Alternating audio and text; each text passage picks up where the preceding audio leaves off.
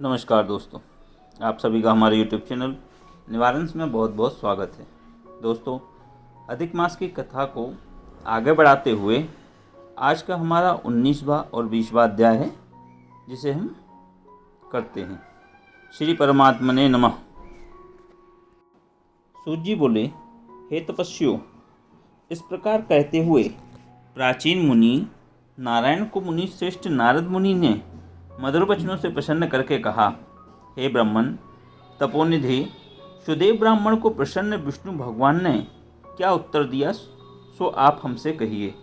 श्री नारायण कहते हैं, इस प्रकार महात्मा सुदेव ब्राह्मण ने विष्णु भगवान से कहा। इसके बाद भक्तवत्सल विष्णु भगवान ने वचनों द्वारा सुदेव ब्राह्मण को प्रसन्न करके कहा। भगवान हरि कहते हैं, हे द्विजराज, जो तुमने किया उसको दूसरा नहीं करेगा। जिसके करने से हम प्रसन्न हुए उसको आप नहीं जानते हैं। यह हमारा प्रिय पुरुषोत्तम मास है। स्त्री के सहे शोक में मग्न तुमसे उस पुरुषोत्तम मास की सेवा हुई। हे तपोनिधे, इस पुरुषोत्तम मास में जो भी एक बार उपवास करता है, हे द्विजोत्तम, वह मनुष्य अनंत पापों को भस्म कर विमान में बैठकर विष्णु लोक को जाता है। मैं तुमको 1 महीना बिना भोजन किए बीत गया और असमय मेघ के आने से प्रतिदिन प्रातः मध्याह्न सायं तीनों काल में स्नान भी अनायास हो गया। हे तपोधन, तुमको 1 महीना तक मेघ के जल में से स्नान मिला और उतने ही अखंडित उपवास को तुमने किया। शोक रूपी समुद्र में मग्न होने के कारण ज्ञान से शक्ति से हीन तुमको अज्ञान से पुरुषोत्तम भगवान का मांस का सेवन हुआ। तुम्हारे इस साधन का तोल कोई नहीं कर सकता। तराजू के एक तरफ पड़ले पर बेत रख दिए जाएं और उनके साथ जितने साधन हैं वह रख दिए जाएं, उन सब को रखकर दूसरी तरफ पुरुषोत्तम मांस को रख दिया जाए तो देवताओं के सामने ब्रह्मा ने तोलन किया इसका और सबने इसको ऊपर पाया। हमेशा पुरुषोत्तम मांस ही भारी रहा है, इसलिए भूमि में रहने वाले लोगों से पुरुषोत्तम मास का पूजन किया जाता है। हे तपोधन, यद्यपि पुरुषोत्तम मास पवित्र है, सर्वत्र है, फिर भी इस पृथ्वी लोक में पूजन करने से फल देने वाला कहा है। इससे हे बस, इस समय आप सब तरह से धन्य हो चुके हैं, क्योंकि आपने इस पुरुषोत्तम मास में उग्र तथा परम दारुण तप किया है। मनुष्य शरीर को प्राप्त कर जो लोग श्री पुरुषोत्तम मास में स्नान दान आदि से रहित रहते हैं, वे लोग जन्म जन्मांतर तक दरिद्र रहते हैं। इसलिए जो सब तरह से हमारे प्रिय पुरुषोत्तम मास का सेवन करता है, वह मनुष्य हमारा प्रिय, धन्य और भाग्यवान होता है। श्री नारायण कहते हैं, हे मुनि, जगदेश्वर हरि भगवान इस प्रकार कहकर गरुड़ की सवारी होकर शुद्ध वैकुंठ लोक को चले गए। सपत्नी सुदेव शर्मा पुरुषोत्तम मास के सेवन से मृत्यु से उठे सुखदेव पुत्र को देखकर अत्यंत दिन रात प्रसन्न हो गया। मुझसे अज्ञानवश पुरुषोत्तम मास का सेवन हुआ और वह पुरुषोत्तम मास का सेवन फलीभूत हो गया, जिसके सेवन से मृत पड़ा पुत्र उठ खड़ा हुआ। आश्चर्य है कि ऐसा मास कहीं नहीं देखा। इस तरह आश्चर्य करता हुआ उस पुरुषोत्तम मास का अच्छी तरह पूजन करने लगा। वह सपत्नी ब्राह्मण श्रेष्ठ इस पुत्र से प्रसन्न हुआ और सुखदेव पुत्र ने भी अपने उत्तम कार्यों से सुदेव शर्मा को प्रसन्न किया। सुदेव शर्मा ने पुरुषोत्तम मास प्रशंसा की तथा आदर के साथ श्री विष्णु भगवान की पूजा की। कर्म मार्ग से होने वाले फलों में इच्छा का त्याग कर एक भक्ति मार्ग में प्रेम रखने लगा। श्रेष्ठ पुरुषोत्तम मास को समस्त दुखों का नाश करने वाला जानकर उस मास के आने पर स्त्री के साथ जप हवन आदि से श्री हरि भगवान का सेवन करने लगा। वह सपत्नी श्रेष्ठ ब्राह्मण निरंतर 1000 वर्ष तक संसार में समस्त विषयों का उपभोग कर विष्णु लोक जाकर भगवान के सन्निकट वास करते हुए शोक की भागी ना हो, ऐसा जाना उसने। वहाँ पर होने वाले सुखों को भोग कर गोमती तथा सुदेव शर्मा दोनों स्त्री पुरुष इस पृथ्वी पर आए। वही तुम सुदेव शर्मा इस समय धनवा नाम से प्रसिद्ध पृथ्वी के राजा हुए। पुरुषोत्तम नाम के सेवन से समस्त सिद्धियों को भोगता हुए हे राजन, यह आपकी पूर्वजन्म की पति देवता गोमती ही पटरानी है। हे भोपाल, जो आपने मुझसे पूछा था सो सब मैंने कह दिया। और सुख पक्षी तो पूर्वजन्म में तुम्हारा पुत्र था। सुखदेव नाम से वह प्रसिद्ध था, और हरि भगवान ने जिसको जिलाया था वह 12,000 वर्ष तक आयु भोगकर वैकुंठ को गया। वह वन में तालाब के समीप वटवृक्ष पर बैठकर पूर्वजन्म के पिता तुमको आए हुए देखकर मेरे हितों के उपदेश करने वाले प्रत्यक्ष मेरे दैवत विश्वरूपी सर्प से दूषित संसार सागर में मग्न इस प्रकार पिता को देखकर और अत्यंत कृपा से युक्त वह सुख पुन्नम नरक से की रक्षा करता है, वही पुत्र है। आज मेरा यह श्रुति के इसके अर्थ का ज्ञान भी वृथा हो जाएगा, इसलिए अपने पूर्व जन्म के पिता का उपकार करूंगा। हे राजन, दृढ़धनवा इस तरह निश्चय करके वह सुख पक्षी वचन बोला। हे पाप रहित राजन, जो आपने पूछा तो सब मैंने कहा। अब इसके बाद पापनाशनी सरयू नदी को जाऊंगा। श्री नारायण कहते हैं, इस प्रकार बहुत समय तक उस प्रसिद्ध यशस्वी राजा दृढ़धनवा ने पूर्वजन्म का चरित्र कहकर जाते हुए वाल्मीकि मुनि से प्रार्थना कर असंख्य पुण्यवान राजाओं का राजा वाल्मीकि मुनि को नमस्कार करता हुआ कुछ बोला। सूत जी कहते हैं, हे विप्रो, नारायण के मुख से राजा दृढ़धनवा के पूर्व जन्म का वृत्तांत श्रवण कर अत्यंत तृप्ति न होने के कारण नारद मुनि ने श्री नारायण से पूछा। नारद जी बोले, हे तपोधन, महाराज दृढ़धनवा ने मुनि श्रेष्ठ वाल्मीकि से क्या कहा, विस्तार से कहिए। श्री नारायण कहते हैं, हे नारद, राजा दृढ़धनवा ने महाप्राज्ञ मुनि श्रेष्ठ वाल्मीकि मुनि की प्रार्थना कर जो कुछ कहा सो मैं कहता हूँ। दृढ़धनवा बोला, मोक्ष की इच्छा से करने वाले लोगों से पुरुषोत्तम मास का सेवन किस प्रकार किया जाए, क्या दान दिया जाए और क्या इसकी विधि है, यह सब संपूर्ण लोक के कल्याण के लिए मुझसे कहिए, क्योंकि आपके समान महात्मा संसार के हित के लिए ही पृथ्वी पर भ्रमण करते हैं। यह पुरुषोत्तम मास स्वयं साक्षात पुरुषोत्तम भगवान है। उस पुरुषोत्तम मास के सेवन से महान पुण्य होता है। यह बात मैंने आपके मुख से भली भांति सुनी है। मैंने पूर्व जन्म में सुदेव नामक ब्राह्मण होकर विधि से पुरुषोत्तम मास का सेवन किया, जिसके प्रताप से मेरा मित्र पुत्र उठ खड़ा हो गया। हे ब्राह्मण, पुत्र शोक के कारण निरंतर निघहारी मेरा यह पुरुषोत्तम मास बिना जाने ही बीत गया। अज्ञान से हुए पुरुषोत्तम मास का ऐसा फल हुआ कि मृत्यु को प्राप्त सुखदेव उठ खड़ा हुआ। इसके बाद हरि भगवान के कहने पर इस अनुभूत पुरुषोत्तम मास का पूजन विधान विस्तार पूर्वक मुझसे फिर से कहिए। वाल्मीकि जी बोले, ब्रह्म मुहूर्त में उठकर परब्रह्म का चिंतन कर, उसके बाद बड़े पात्र में जल लेकर नैऋत्य दिशा में जाएं। पुरुषोत्तम मास को सेवन करने वाला शौच के लिए ग्राम से बहुत दूर जाए। दिन में तथा संध्या में कान पर जनेऊ को रखकर उत्तराभिमुख होकर बैठे। पृथ्वी को तृण से आच्छादित कर, वस्त्र से सिर बांध कर और मुख को बंद कर, अर्थात मौन होकर कहीं ना थूके और सांस भी ना ले, ऐसी कोशिश करते हुए इस तरह मलमूत्र त्याग करके, यदि रात्रि हो तो दक्षिण मुख होकर शुद्ध मिट्टी ले। आलस्य छोड़कर दुर्गंध दूर करने के लिए मृत्तिका से शुद्धि करें। इस तरह सोच कर मिट्टी और जल से पैर और हाथ धोकर दूसरा कार्य करे। तीर्थ में शौच ना करे, तीर्थ में जल निकाल कर शौच करे। 2 हाथ जल बासे, और यदि अमृत जल हो अर्थात तीर्थ में नहीं करना चाहिए। जो बाद तीर्थ की शुद्धि करे, अन्यथा तीर्थ अशुद्ध हो जाता है। इस प्रकार पुरुषोत्तम का उत्तम व्रत करने वाला शौच करे। तदनंतर 16 कुल्ला और 12 कुल्ला करे। यदि मूत्र त्याग करने के बाद 8 और 4 बार कुल्ला करना चाहिए। उठकर प्रथम नेत्रों को धो, बाद में दंतुन आदि करके इस मंत्र को अच्छी तरह कहकर दंत वंदन करें। हे वनस्पति, आयु बल यश वर्च प्रजा पशु ब्रह्मज्ञान और मेधा को मेरे लिए दो।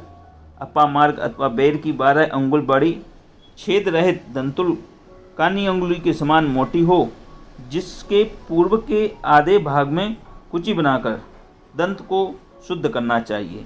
रविवार के दिन काष्ठ से दंतुर करना मना किया गया है, इसलिए 12 कुल्ला से मुख शुद्धि करें।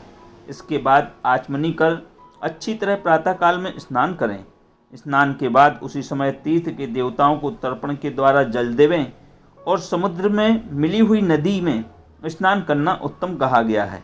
बावली, कूप, तालाब में स्नान करना विद्वानों के लिए मध्यम कहा गया है और गृहस्थ को गृह में स्नान करना सामान्य कहा गया है। स्नान के बाद शुद्ध और शुक्ल ऐसे 2 वस्त्रों को धारण करें। ब्राह्मण कंधे पर रखे जाने वाले उत्तरीय वस्त्र को सावधानी के साथ हमेशा धारण करे। पवित्र स्नान में पूर्व मुख और उत्तर मुख होकर बैठे और शिखा बंधन कर दोनों जांघों के अंदर हाथों को रखे। उसकी पवित्री हाथ में धारण कर आचमन क्रिया को करके, ऐसा करने से पवित्री अशुद्ध नहीं होती, परंतु भोजन करने से पवित्री अशुद्ध हो जाती है।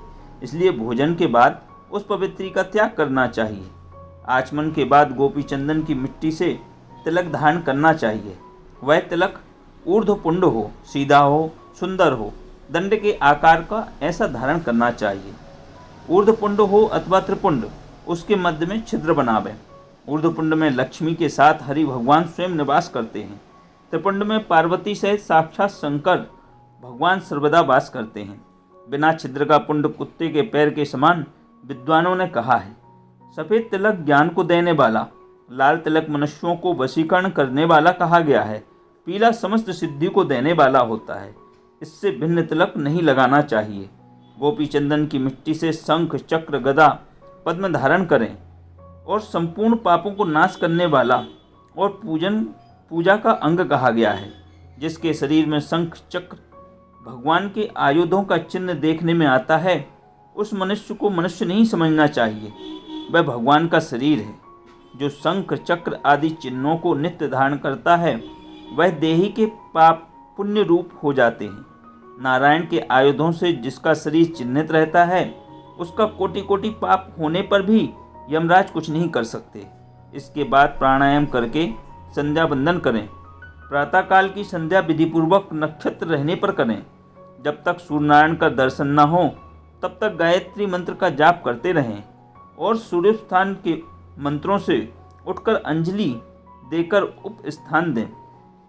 शाम के समय अपने पैर को पृथ्वी में करके नमस्कार करें। यस करें, जो कमी रह गई हो उसको इस मंत्र से पूर्ण करें। जो द्विज श्रद्धा के साथ संध्या करता है, उसको तीनों लोक में कुछ भी दुष्प्राय नहीं है। दिन के आदि भाग में होने वाले कृत्य को कहा।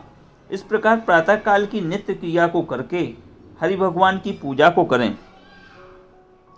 लीपे हुए स्थान में नियम स्थित होकर मौन तथा पवित्र होकर गोबर से गोल या चौकोर मंडप बनावें और व्रत की सिद्धि के लिए चावलों से अष्टदल कमल बनावें। इसके बाद स्वर्ण, चांदी, तांबा अथवा मिट्टी का मजबूत और नवीन छिद्र रहे शुद्ध कलश को उस मंडप के ऊपर स्थापित करें। उस कलश में शुद्ध तीर्थों का लाया हुआ जल भरें। कलश के मुख में विष्णु, कंठ में रुद्र भगवान की अच्छी तरह से वास करते रहें और उनके मूल में ब्रह्मा जी स्थित रहते हैं। मध्य भाग में मातृगण भी कहे गए हैं। कोख में समस्त समुद्र और 7 द्वीप वाली वसुंधरा, ऋग्वेद, यजुर्वेद, सामवेद और अथर्ववेद हैं। व्याकरण आदि अंगों के साथ सब कलश में स्थित हैं। इस प्रकार कलश को स्थापित करके उसमें तीर्थों का आवाहन करें। गंगा, गोदावरी, कावेरी, सरस्वती मेरी शांति के लिए और पापों के नाश के लिए इसमें प्रवेश करें। तदनंतर उस कलश का मंत्र पाठ पूर्वक गंध, अक्षत, नैवेद्य और उस काल में होने वाले पुष्प आदि से उपचार करें। इसके ऊपर पीले वस्त्र से लपेटा हुआ तांबे का पात्र स्थापित करें। उस पात्र के ऊपर राधा के साथ हरि की मूर्ति को स्थापित करें। राधा के सह स्वर्ण की पुरुषोत्तम भगवान की प्रतिमा बनावें और भक्ति से तत्पर होकर विधि के साथ उस प्रतिमा की पूजा करें। जो इस संसार सागर में डूबे हुए को उबारता है, उसकी इस लोक में भी मृत्यु धर्म वाला कौन मनुष्य पूजा नहीं करता। ग्राम फिर मिलते हैं, धन फिर से मिलता है, पुत्र फिर मिलते हैं, ग्रह भी फिर मिलता है, शुभ अशुभ कार्य भी फिर मिलते हैं, परंतु शरीर बार बार नहीं मिलता। उस शरीर की रक्षा धर्म के लिए करें।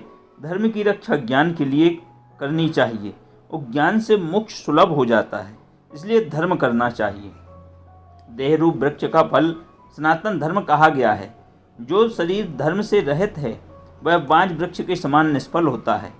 सहायता के लिए न माता कही गई है, न स्त्री पुरुष आदि कहे गए हैं, न पिता, न भाई और न धनी कहा गया है। केवल धर्म ही उसका प्रधान कारण और सहायक होता है। वृद्धावस्था में सिंगनी के समान भय देने वाली और रोग शत्रु के समान पीड़ा देने वाले हैं। फूटे हुए बर्तनों में से जल गिरने के समान आयु प्रतिदिन क्षीण होती रहती है। जल के तरंग के समान चंचल लक्ष्मी, पुष्प के समान क्षण मात्र में मुरझाने वाली युवावस्था, स्वप्न के राज्य सुख के समान संसार की विषय सुख सब निरर्थक हैं। धन चंचल है, चित्त चंचल है, संसार में होने वाला सुख चंचल है। ऐसा जानकर संसार से विरक्त होकर धर्म के साधन में तत्पर होना चाहिए। जैसे सर्प से आधा देह निकलने के जाने पर भी मेढक मक्खी को खाने की इच्छा करता रहता है, उसी प्रकार काल के ग्रास में हुआ जीव दूसरों को पीड़ा देने और दूसरों का धन अपहरण करने में प्रेम करता है। मृत्यु से ग्रस्त आयु वाले पुरुष को सुख क्या, हर्ष क्या है। बद के लिए बद स्थान को पहुंचाए जाने वाले पशु के समान सब सुख व्यर्थ हैं। जब धर्म करने के लिए चित्त होता है तो उस समय धन का मिलना सुलभ नहीं होता। जब धन होता है उस समय चित्त धर्म में करने के लिए उत्सुक नहीं होता। जब चित्त और धन दोनों होते हैं तो उस समय सत्पात्र नहीं मिलते। इसलिए चित्त, वित्त, सब पात्र, इन तीनों को जिस समय संबंध हो जाए उसी समय बिना विचार किए जो धर्म को करता है वही बुद्धिमान है। अधिक धन के व्यय से होने वाले हजारों धर्म हैं। पुरुषोत्तम मास में थोड़े धन से महान धर्म होता है। स्नान, दान और कथा में विष्णु भगवान का स्मरण, इतना भी उत्तम धर्म यदि किया जाए तो वह महान भय से रक्षा करते हैं। जिस प्रकार गंगा ही तीर्थ है, कामदेव ही धनुषधारी है, विद्या ही धन है और गुण ही रूप है, उसी तरह संपूर्ण महीनों में उत्तम पुरुषोत्तम मास साक्षात पुरुषोत्तम है। यद्यपि यह पुरुषोत्तम मास प्रथम समस्त कार्यों में तथा यज्ञों में अत्यंत निंद्य था, तो भी भगवान के प्रसाद से पृथ्वी में साक्षात भगवान के नाम से प्रसिद्ध हुआ। जिस प्रकार हाथी के पैर में सब प्राणियों के पैर लीन हो जाते हैं, उसी तरह समस्त धर्म और कला समस्त पुरुषोत्तम में विलीन हो जाते हैं। जिस प्रकार और नदियाँ की तुलना गंगा के समान नहीं की जा सकती, कल्प वृक्ष के समान अन्य समस्त वृक्ष नहीं कहे जा सकते, चिंतामणि के समान दूसरे रत्न नहीं है पृथ्वी पर, कामधेनु के समान कोई दूसरी गौ नहीं है, राजा के समान दूसरा कोई पुरुष नहीं हो सकता, वेदों के समान समस्त शास्त्र नहीं हो सकते, उसी प्रकार समस्त पुण्यकाल इस पुरुषोत्तम मास के पुण्यकाल के समान नहीं हो सकते। पुरुषोत्तम मास के देवता पुरुषोत्तम भगवान हैं, इसलिए भक्ति और श्रद्धा से पुरुषोत्तम भगवान की पूजा करनी चाहिए। शास्त्र को जानने वाले कुशल, शुद्ध, वैष्णव, सत्यवादी और प्रिय आचार को बुलाकर उसके द्वारा पुरुषोत्तम मास की पूजा करें और पुरुषोत्तम भगवान की पूजा करें। अंतःकरण में होने वाले मोह, काम, क्रोध, लोभ, मद, मत्सर्य आदि रूप बड़ी बड़ी मछलियों से पूर्ण अत्यंत गंभीर वेग वाले इस संसार रूप सागर को पार करने की इच्छा करता है। वह इस भारतवर्ष में आदि देवता पुरुषोत्तम भगवान की अच्छी तरह पूजन करे, जिससे उसके सारे पाप कर्म क्षीण हो जाएंगे। आज का हमारा जो पुरुषोत्तम मास की कथा है वो यहीं पर समाप्त होती है। आज की कथा का जो उद्देश्य था आप लोग सब समझ गए हैं कि सबसे ज़्यादा फलदायी पुरुषोत्तम मास होता है, इसलिए आप जब तब पूजा पाठ कीजिए और जीवन में खुशी रहिए। इससे आगे की कथा हम अगले वीडियो में सुनेंगे। तब तक के लिए आप सभी को नमस्कार दोस्तों।